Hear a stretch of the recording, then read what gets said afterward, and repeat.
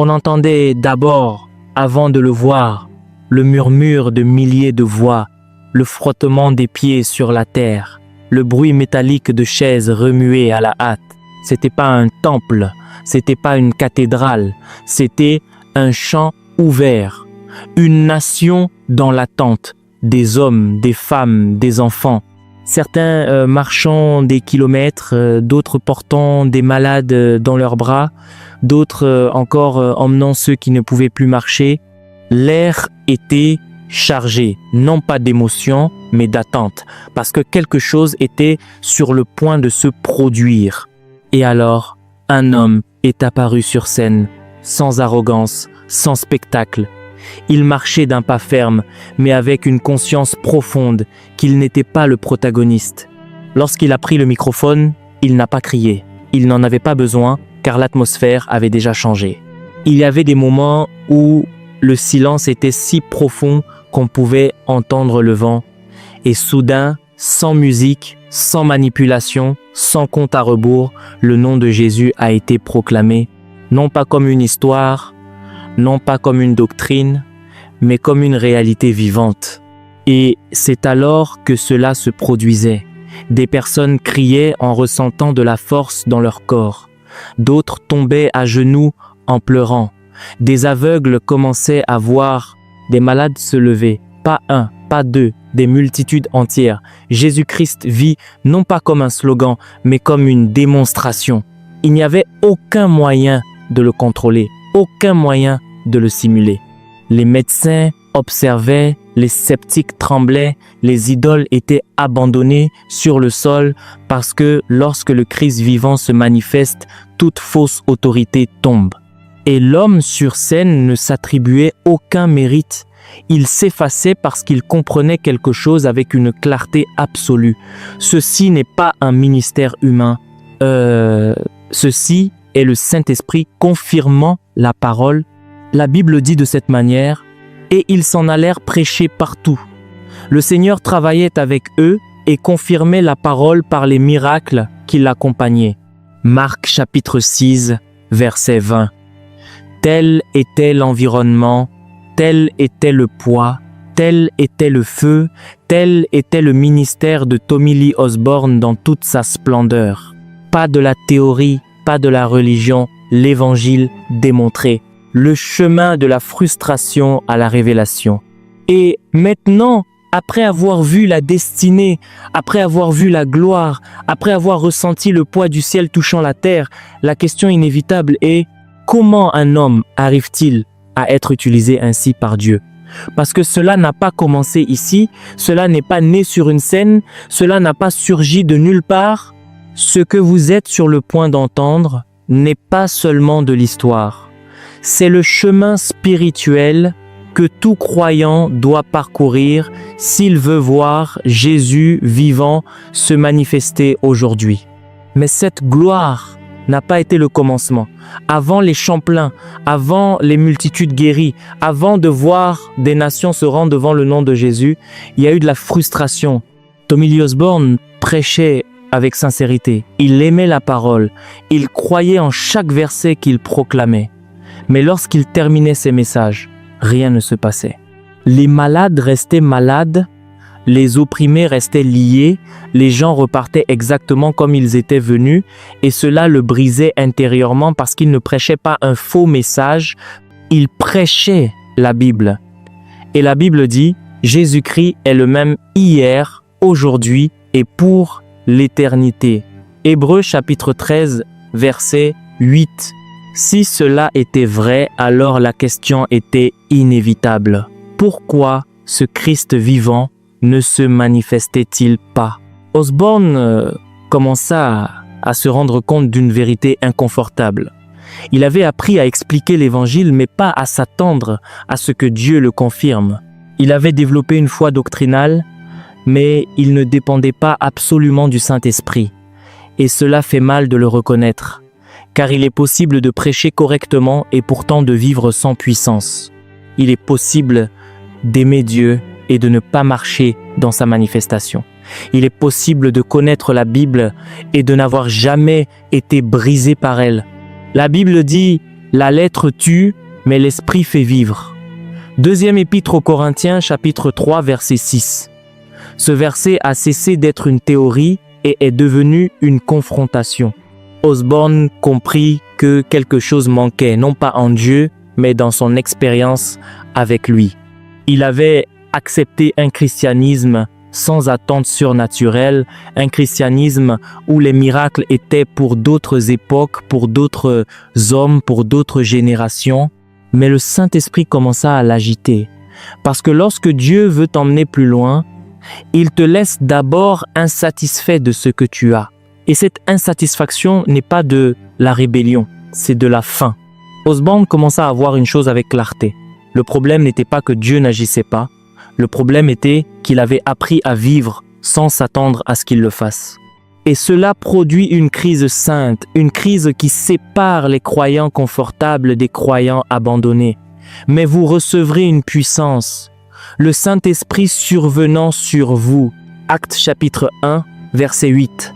Ce verset ne résonnait plus comme une promesse générale. Il résonnait comme une réclamation personnelle, car Osborne se rendit compte qu'il essayait de faire l'œuvre spirituelle avec des ressources humaines. Et le Saint-Esprit ne se meut pas par le talent, il se meut par la dépendance. Ce fut le point silencieux que personne n'applaudit, que personne ne voit. Mais si ce moment n'existe pas, le suivant n'existe pas non plus, car la gloire que vous avez vue au début est née ici. Le lieu où un homme a admis avec humilité « J'ai besoin de plus de Dieu ». L'Évangile n'est pas une théorie, c'est une puissance. Il y eut un moment où Tommy Lee Osborne cessa de se poser des questions et commença à chercher des réponses dans la présence de Dieu. Il ne lui suffisait plus de prêcher, il ne voulait pas répéter ce que les autres disaient, il ne voulait pas copier des formules, il voulait une seule chose, voir Jésus vivant, tel que la Bible le présente. Car il commençait à comprendre une chose essentielle, ma parole ne retourne point à moi sans effet. Ésaïe chapitre 55, verset 11. Si la parole de Dieu ne faillit pas, alors le problème n'a jamais été la parole. C'est là qu'est venue la révélation. L'évangile n'a pas été conçu pour être seulement cru, mais pour être démontré. Osborne se rendit compte que dans le livre des Actes, personne ne prêchait en s'attendant à ce que rien ne se produise. Il prêchait en s'attendant à une intervention divine. La Bible dit, les apôtres rendaient avec beaucoup de force témoignage de la résurrection du Seigneur Jésus. Actes, chapitre 4, verset 33. Cette grande force n'était pas du charisme humain, c'était le Saint-Esprit confirmant la parole. Et si se produisit le véritable brisement. Osborne cessa de s'appuyer sur sa capacité et commença à obéir littéralement à l'Écriture. Il ne priait plus en disant « Seigneur, si tu le veux ». Maintenant, il disait avec une foi obéissante « Seigneur, tu l'as promis.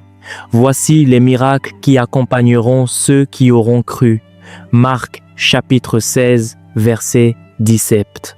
Non pas les parfaits, non pas les célèbres, non pas les oints par les hommes, mais ceux qui croient. Et croire, pour Osborne, a cessé d'être un simple acquiescement de l'esprit pour devenir une action de foi. Il commença à prier pour les malades en s'attendant à ce qu'ils guérissent. Il commença à prêcher Jésus comme quelqu'un de présent et non comme quelqu'un du passé. Et le Saint-Esprit commença à soutenir cette obéissance. Parce que Dieu n'oint pas les méthodes. Dieu oint les pas de foi. Car le royaume de Dieu ne consiste pas en paroles, mais en puissance. Première épître aux Corinthiens, chapitre 4, verset 20. Et cette puissance ne venait pas de lui, elle venait du Saint-Esprit prenant le contrôle. Osborne comprit quelque chose d'irréversible. Quand le Saint-Esprit prend le contrôle, l'homme cesse d'être le centre et Jésus se manifeste. Ce fut le point où il cessa de prêcher avec crainte et commença à prêcher avec attente, où il cessa d'expliquer et commença à démontrer. Et à partir de ce moment, plus rien ne fut jamais pareil quand le Saint-Esprit prend le gouvernement. Et le moment vint où Tommy Lee Osborne comprit que sa carrière n'était pas de diriger des réunions, mais de donner de l'espace au Saint-Esprit. Il n'y avait plus de programme rigide, il n'y avait plus de temps contrôlé, il n'y avait plus besoin d'impressionner personne. Car lorsque le Saint-Esprit prend le contrôle, tout le reste perd son importance. Osborne montait sur la plateforme avec une seule conscience. Si Dieu ne bouge pas, rien n'a de sens. Et alors, les réunions ont changé.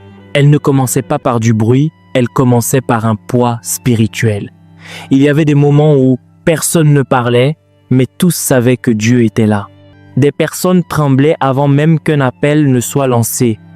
Des malades ressentaient du feu dans leur corps avant que quiconque ne prie pour eux. Parce que le Saint-Esprit n'attend pas la permission humaine. Là où est l'Esprit du Seigneur, là est la liberté. Deuxième épître aux Corinthiens, chapitre 3, verset 17. Et cette liberté se manifeste. Le Saint-Esprit repérait, convainquait, guérissait, libérait. Osborne ne forçait rien, ne poussait personne, ne manipulait pas les émotions. Il proclamait simplement le Christ et laissait le ciel faire le reste. Ce n'est ni par la puissance ni par la force, mais c'est par mon esprit, dit l'Éternel. Zacharie chapitre 4, verset 6. Il y avait des réunions où les témoignages interrompaient le message, d'autres où le message était très bref parce que Dieu agissait déjà, parce que lorsque l'esprit gouverne, l'ordre humain apprend à se taire. Et Osborne le savait. Le plus grand acte de foi n'est pas de parler, c'est de savoir quand s'effacer. Dans ces croisades, Jésus n'était pas présenté comme une option, il était proclamé comme le Seigneur vivant. Et le Saint-Esprit confirmait cette vérité par des signes incontestables, non pas pour glorifier un homme, non pas pour se construire un nom, mais afin que votre foi fût fondée, non sur la sagesse des hommes, mais sur la puissance de Dieu. Première épître aux Corinthiens, chapitre 2, verset 1.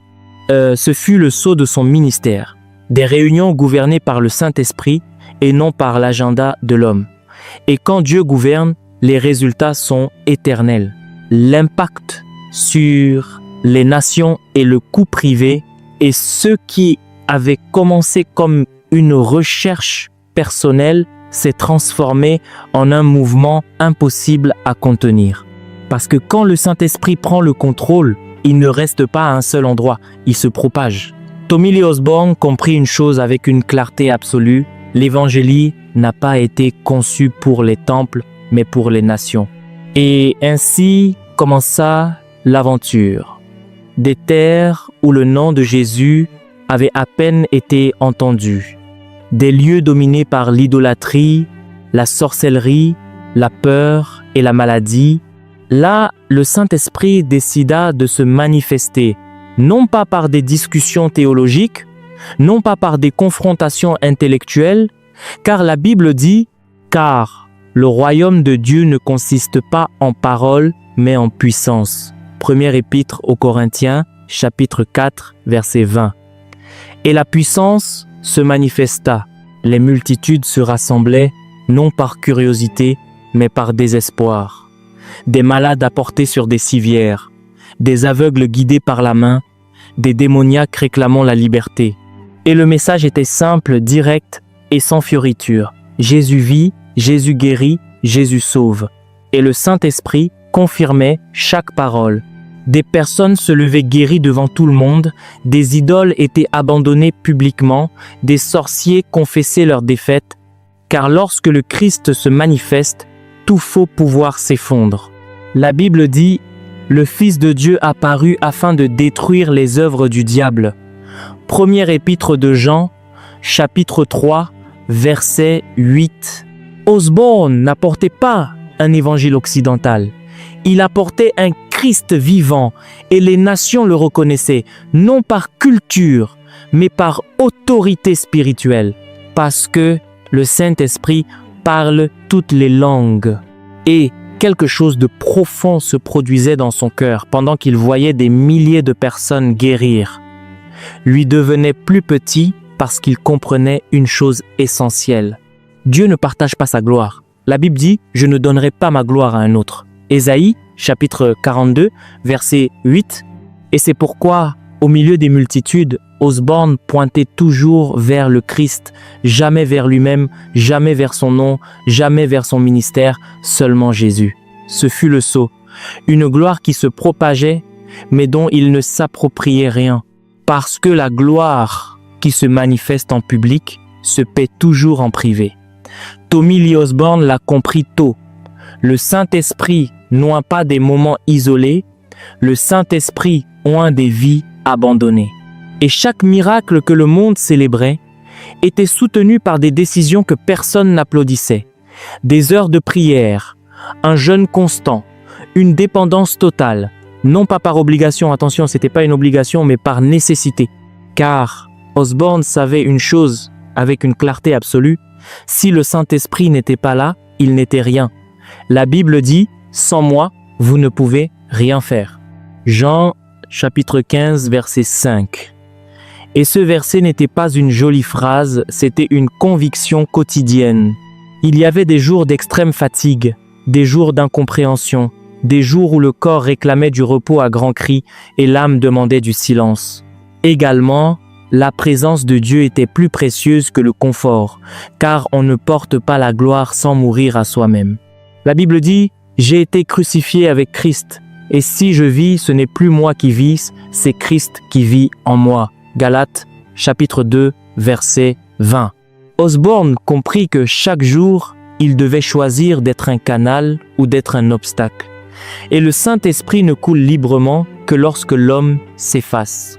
Il n'y avait pas de place pour l'orgueil, il n'y avait pas de place pour l'autoconfiance, car Dieu n'utilise pas des vases remplis d'eux-mêmes, il utilise des vases vides. La Bible dit, Dieu résiste aux orgueilleux, mais il fait grâce aux humbles. Jacques, chapitre 4, verset cure de jouvence. Ce fut le coup quotidien.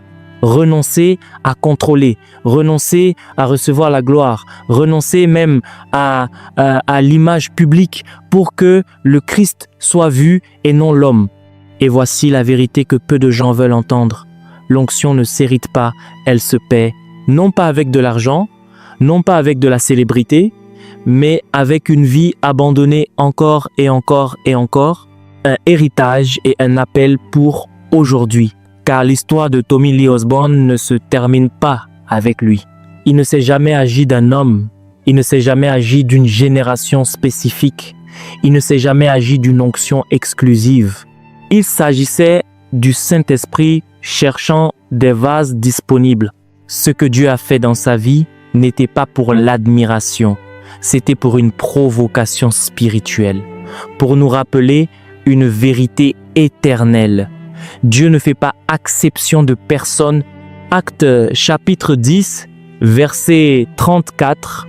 Si Dieu a pu prendre un homme ordinaire avec des limites, avec des craintes, avec des vides et l'utiliser pour secouer des nations, alors Dieu peut encore le faire aujourd'hui. Car le même Saint-Esprit qui est descendu à la Pentecôte est le même qui a opéré dans les champs, dans les croisades et dans les guérisons dont nous sommes témoins, et il est le même qui est ici en ce moment même. La Bible dit « Jésus-Christ est le même hier, aujourd'hui et pour l'éternité ». Hébreux chapitre 13, verset 8. L'héritage qu'Osborne a laissé n'est pas un nom, c'est une conviction. L'évangile doit se démontrer non pas avec arrogance, non pas avec spectacle, mais avec une dépendance totale envers le Saint-Esprit. Et maintenant, la question n'est plus historique, elle est personnelle. Que se passerait-il si le Saint-Esprit prenait le contrôle absolu de ta vie? Que se passerait-il si tu cessais de te contenter d'un christianisme sans puissance? Que se passerait-il si tu croyais que Dieu veut encore se manifester à travers toi? Parce que la gloire que tu as vue au début de cette histoire n'appartient pas au passé, elle appartient au royaume de Dieu. L'Écriture dit, « Car le royaume de Dieu ne consiste pas en paroles, mais en puissance. » Première épître aux Corinthiens, chapitre 4, verset 20. Et cette puissance n'est pas pour quelques-uns, elle est pour tous ceux qui la demandent. Prière. Père céleste, Nous venons devant toi en ne nous confiant pas en nos mérites, mais en ta grâce. Nous reconnaissons que bien des fois nous avons essayé de vivre la foi par nos propres forces. Aujourd'hui, nous abandonnons le contrôle. Ta parole dit, « Si donc, méchants comme vous l'êtes, vous savez donner de bonnes choses à vos enfants, à combien plus forte raison le Père Céleste donnera-t-il le Saint-Esprit à ceux qui le lui demandent ?» Luc, chapitre 11, verset 13. Et aujourd'hui, nous te le demandons, Seigneur. Saint-Esprit, viens, remplis chaque cœur, brise toute sécheresse spirituelle, réveille la faim, restaure la foi.